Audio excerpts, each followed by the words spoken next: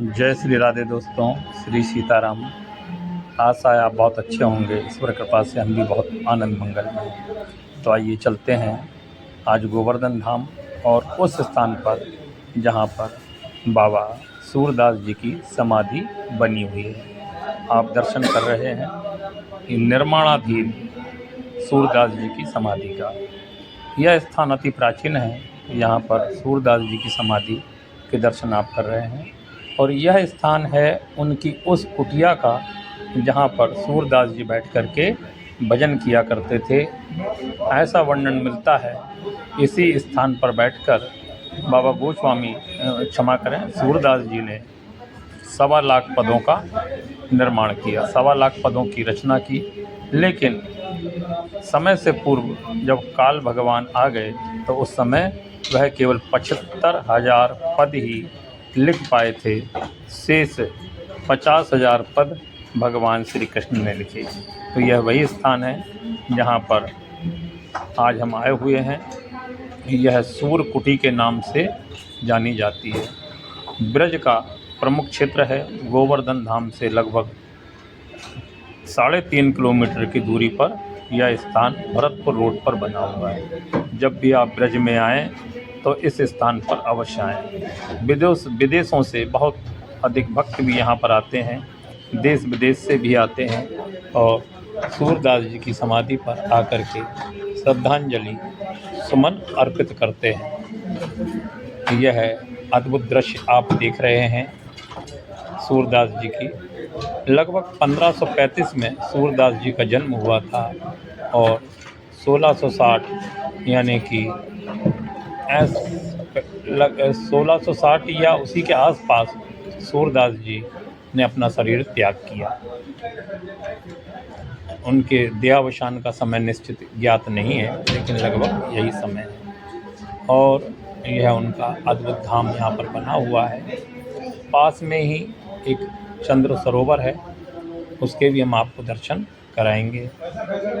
बाबा सूरदास जी ने यहाँ पर लगभग 75 वर्ष तक तपस्या की और इसी वृक्ष के पास बैठ कर के अपनी कुटिया में बैठ कर के भगवान का भजन किया, तप किया और भगवान की बाल लीलाओं का वर्णन किया। सूरदास जी ने अपने जीवन काल में भगवान के बाल चरित्र का बड़ा सुंदर वर्णन किया है।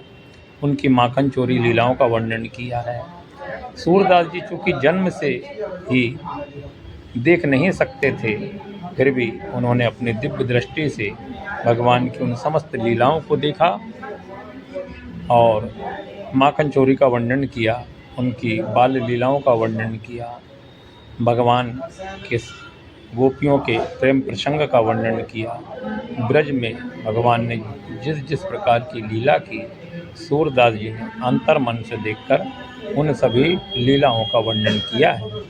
यह अद्भुत स्थान है जिसे चंद्र सरोवर कहते हैं। यह स्थान अति प्राचीन है।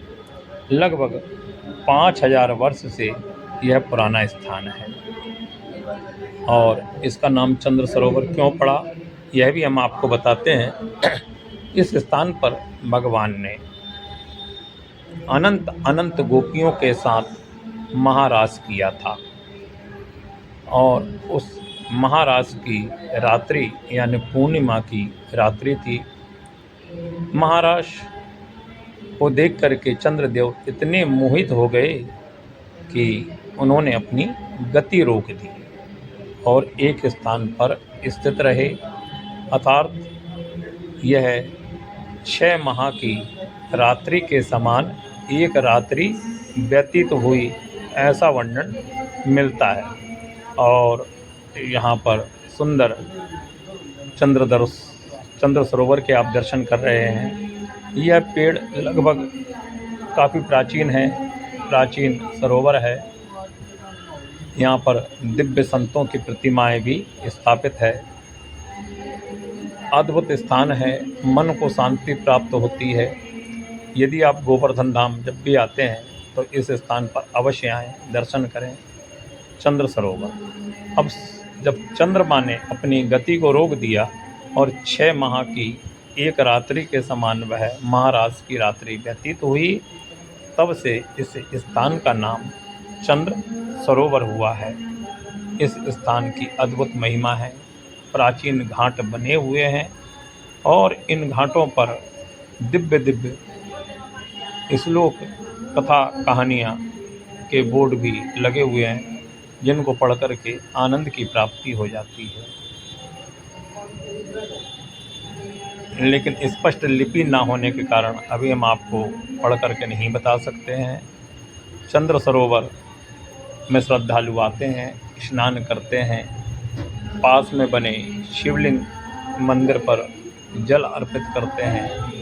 मन को शांति प्रदान करने वाला यह दिव्य सरोवर है। ये जो समाधि भी आप देख रहे हैं, यहाँ जिन संतों ने तपस्या की है उनकी छोटी छोटी समाधियाँ यहाँ पर आज भी विराजमान है।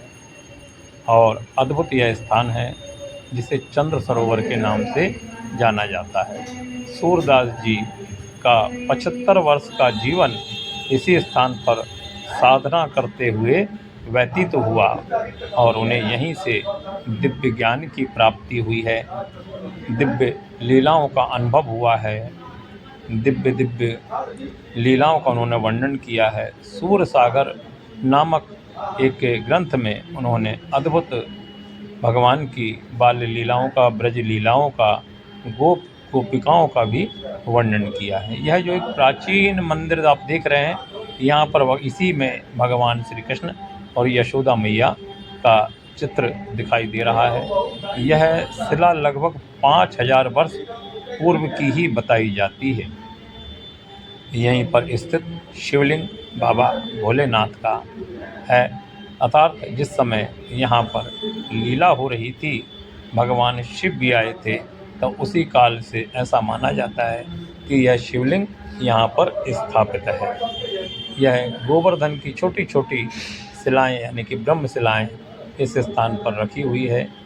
अद्भुत प्राचीन वृक्ष यहाँ पर लगे हुए हैं। दोस्तों, जब भी आप कभी गोवर्धन धाम आएँ तो इस स्थान पर अवश्य आइए और इस दिव्य स्थान रमणीक स्थान का दर्शन कीजिए। यहाँ आने पर मन को बहुत शांति प्राप्त होती है।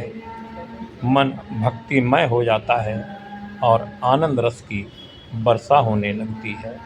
यह चंद्र सरोवर अपने आप में प्राकृतिक वातावरण से घिरा हुआ है, सुंदर घाटों से निर्मित है। यहाँ पर श्रद्धालु स्नान करते हैं, ध्यान करते हैं। आज भी संत महात्मा इसी स्थान पर तपस्या रत रहते हैं। बाबा सूरदास जी शरीर का त्याग करके तो भगवान के गोलोक धाम को चले गए, लेकिन सूक्ष्म रूप से अभी भी यहाँ पर तपस्यारत है, ऐसा संतों का कहना है। ऐसा हमने संतों के मुख से सुना हुआ है। तो दोस्तों, आपको हमारी यह वीडियो कैसी लगी कृपया कमेंट करके अवश्य बताइएगा। और यदि आपने हमारी चैनल को सब्सक्राइब नहीं किया है तो कृपया चैनल को सब्सक्राइब कर लीजिएगा, वीडियो को लाइक कीजिएगा और अपने परिवार तक पहुंचाने के लिए इसे शेयर भी अवश्य कीजिएगा। मिलते हैं नेक्स्ट अगली वीडियो में इसी तरह की पौराणिक और अद्भुत वीडियो के साथ में। तो प्रेम से बोलिए वृंदावन बिहारी लाल जी की जय, बाबा सूरदास जी की जय, राधा रानी सरकार की जय। जय जय श्री राधे श्याम। अद्भुत चंद्र सरोवर यानी चंद्र देवता की जय हो, जय हो, जय हो। सब भक्तों की जय हो। जय जय श्री राधे। और हरे कृष्ण कृष्ण कृष्ण हरे हरे, हरे राम।